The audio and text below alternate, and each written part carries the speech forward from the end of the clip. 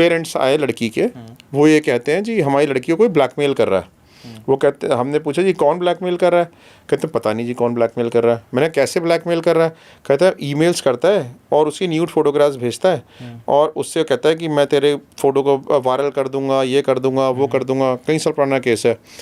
तो कहता है, मैंने कहा कि मतलब लड़की उससे मिली कैसे, क्या उसका वीडियो कैसे गई? कहता है जी ये दोनों आपस में स्काइप पे चैटिंग करते थे और वो जो है धीरे धीरे करके बता रहे थे, आगे बढ़ रहे थे। तो मैंने कहा पूरी बात बताओ, पूरा बैकग्राउंड बताओ। तो then he had told me कि जो हमारी बेटी है, ठीक है, इसको जो है किसी ने व्हाट्सएप पे कांटेक्ट किया through a UK based number, UK का नंबर था। और करके कहता है बड़ी अच्छी इंग्लिश बोलता था लड़का, सब कुछ था कि मेरे फादर अमेरिका में हैं, मेरी मदर अफ्रीका में हैं, दे आर डॉक्टर्स, ये वो जो भी कहता था। एंड देन उसको कहता है कि we met at a party. उसको भी अट्रैक्शन हुआ लड़के से। वो लड़का बड़ा अच्छे तरीके से बात करता था, उसको पता था और बड़ी अच्छी इंग्लिश ही बोलता था, एजुकेटेड लड़का था। तो उसने जो है धीरे धीरे उससे बातचीत करनी शुरू कर दी, फ्रेंडशिप हो गई दोनों की आपस में।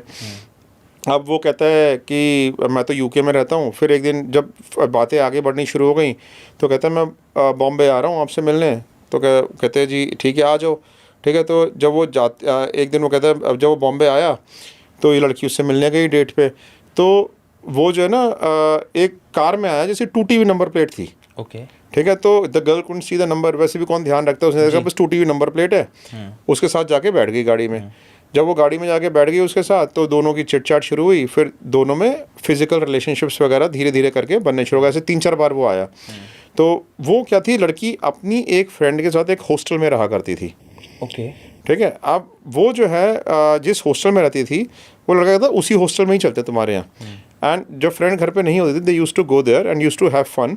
ठीक है, and then this boy used to leave. Okay, धीरे धीरे लड़की थोड़ी सीरियस हो गई उसके साथ। लड़की ने उससे क्वेश्चंस पूछने शुरू किए कि भाई तुम्हारी फैमिली में कौन है, क्या है, ठीक है, तुम्हारे पेरेंट्स कहाँ रहते हैं।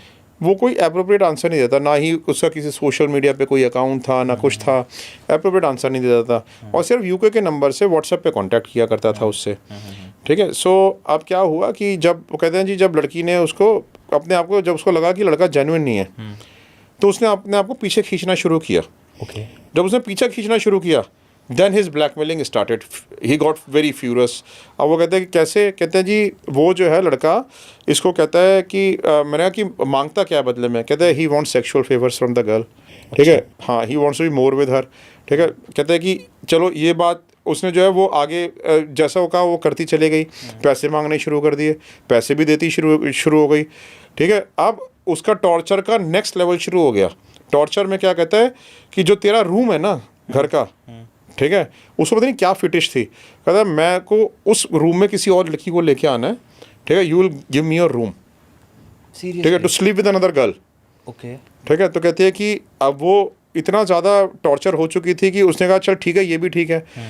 कहते हैं कि लेकिन जो है ना जब उसने क्या किया कि जब यहाँ तक भी जब वो सब कुछ करती गई, उसके लिए जो कुछ कह रहा था सब कर रही थी। ठीक है, जब इतनी आगे बात बढ़ गई, जब उसने ये बोला कि जो तेरी रूममेट है, ठीक है, I want to get physical with her. Okay, ठीक है, अब उसके लिए अनबेरेबल हो गया।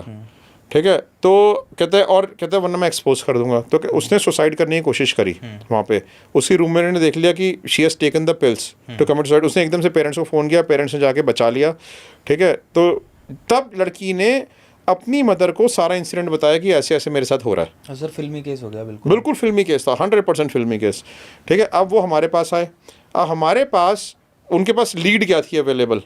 लीड थी वो एक यूके का नंबर और ये सारी इन्फॉर्मेशन जो मैंने आपको दी है, और कुछ नहीं था। और ईमेल जहाँ से आती थी ब्लैकमेल करने के लिए ईमेल थी।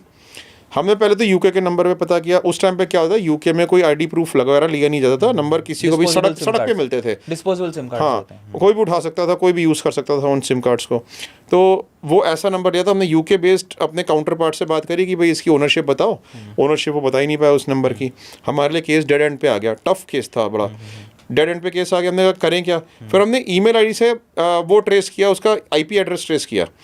तो आईपी एड्रेस हमारे को बॉम्बे की एक लोकेलिटी के एक साइबर कैफ़े का मिला वहाँ से, जहाँ से वो मेल जनरेट हो रही थी।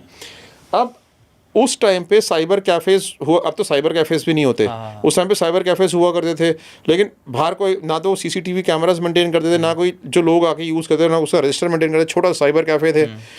तो हमने जो है हमने कहा कि साइबर कैफ़े वाला छोटा साइबर कैफ़े अलर्ट नहीं करते इसको, देखते हैं इसके यहाँ आता कौन कौन है। तो जब हमने जो है ना हमने क्या किया, साइबर कैफ़े के ऊपर स्टैटिक वॉच रखी। हम सर्विलेंस सब लगा कुछ दी। अंधेरे में तीर मार रहे थे, जैसे मैंने बताया ना कि गाड़ी चलती है तो धीरे धीरे अपने आप रास्ते खुलते हैं आपके लिए, वो रास्ते खुल रहे थे हमारे लिए सिर्फ। हमने स्टेबल वॉच रखी उसके ऊपर। जब हमने स्टेबल वॉच रखी उस साइबर कैफ़े के ऊपर, 1 दिन 2 दिन 3 दिन 4 दिन जितने भी लोग अंदर जाते थे और बाहर निकलते सबके हम वीडियोस बना देते। कार में हमारी टीम बैठी रहती थी और चुपचाप उनकी वीडियोस बनाती रहती थी। अब 10 दिन 15 दिन का जब डाटा हमारे पास इकट्ठा हो गया, ठीक है, तब हमने क्लाइंट को वापस फ़ोन किया। हमने कहा कि इस दौरान में आपको इसको ईमेल आई है, हाँ। ठीक है। तो क्लाइंट ने कहा कि उसकी बेटी ने कहा कि हाँ एक ईमेल आई है, इस डेट को इस टाइम पे आई है। हमने अपने वीडियोस देखे खंगाले पीछे के, ठीक है, उस डेट के उस टाइम का वीडियो निकाला, ठीक है। तो हमारे को एक लड़का बाहर निकलते हुए दिखा, ठीक है। उसने अपना नाम भी ओरिजिनली बता रखा था लड़की को। अच्छा। हाँ हाँ, तो एक लड़का निकलता हुआ दिखा। हमने जो है लड़की को वीडियो दिखाया उस लड़के का, ठीक है। तो कहती है हाँ यही लड़का है। लड़की को कोई फोटोग्राफ भी नहीं थी, कुछ भी नहीं थी। हाँ। कहते यही लड़का है। फिर हमारे उस लड़के की फोटोग्राफ आ गई, हम पता चल गया लड़का यहाँ पे आता है, ओके। ठीक है। रास्ते अपने आप खुल रहे थे। फिर हमने जो ना, अब हमारे को तो पता लड़का ये है, लेकिन हम ये थोड़ी पता ये है कौन। हाँ। हमें क्या पता इसका नाम क्या है, एड्रेस क्या है फिर हमने क्या किया कि हमने उस साइबर कैफ़े के ऊपर फिर से दोबारा से स्टैटिक वॉच रखी। ओके। जब हमने स्टैटिक वॉच रखी उस साइबर कैफ़े के ऊपर, तो अगली बार जब वो लड़का आया हमने उसको वहाँ से फॉलो किया। ओके। जब हमने फॉलो किया तो वो एक बॉम्बे की एक सोसाइटी में पहुंचा। हमारे लोग भी उसके पीछे सोसाइटी में पहुंच गए। तो देखा उस साइड में 2T नंबर प्लेट की गाड़ी खड़ी हुई है, वही गाड़ी जो वही गाड़ी जिसमें वो आता था, और 2T नंबर प्लेट है। हम पता चल कि हम सही जगह पे आ गए, हाँ। ठीक है। अब हमने उसको पूरा फॉलो किया, हमने देख लिया किस फ्लैट में हो गया है। अब हमने वहाँ उस टीम ने तो वहाँ पर छोड़ दिया, सर्विलेंस टीम का काम खत्म। अब मैं आपको ये भी है इसमें कि कितनी टीम्स काम आती हैं। एक आई साइबर इन्वेस्टिगेशन की टीम काम, एक आई जो सर्विलेंस कर रही है वो टीम काम। अब आती है बैकग्राउंड टीम का काम, जो बैकग्राउंड चेक करती है। उसने इस लड़के के बारे में बैकग्राउंड चेक करना शुरू किया, ठीक है। तो जब उन्होंने चेक किया तो ये पता चला कि जो लड़का है अपनी मदर के साथ, अपनी सिस्टर के साथ, अपनी वाइफ के साथ उस फ्लैट में रहता है, शादीशुदा है। शादीशुदा है। भाई और ये जो तीनों जो वुमेन है, mother is working, wife is working, sister is working, और ये सारे दिन खाली बैठता है घर में। सिर्फ ये तीनों लेडीज कमा के लाती हैं और इसमें मस्ती करता है, ठीक है। और जो वाइफ थी वो दिल्ली की थी। She belong to a very rich family. इसने लव मैरिज करी थी उसके साथ, उसको भी भगा के शादी करी थी, ओ भाई साहब, ठीक है। और वो जो है वो तीनों लेडीज़ काम करती हैं, घर में आराम से बैठता है, कुछ काम नहीं करता। हमने पूरी वाइफ की इन्फॉर्मेशन, इसकी इन्फॉर्मेशन निकाल ली। अब हमारा काम क्या था, अब हमें पता चल गया लड़का कौन है, उसका पूरा बैकग्राउंड पता चल गया। अब हमसे क्लाइंट कहा जी मेरी तो बेटी के वीडियोज़ निकलवाओ किसी भी तरीके से, इसके पास है जो भी वीडियोज़ हैं, फोटोज़ हैं, सब निकलवाने, ठीक है। तो हमने क्या किया, thank god the family was very supportive. Yeah the family was very supportive. और फैमिली भी हमारे जो जिस तरीके से हमने प्रोग्रेस करी थी केस में, they were also very happy about that.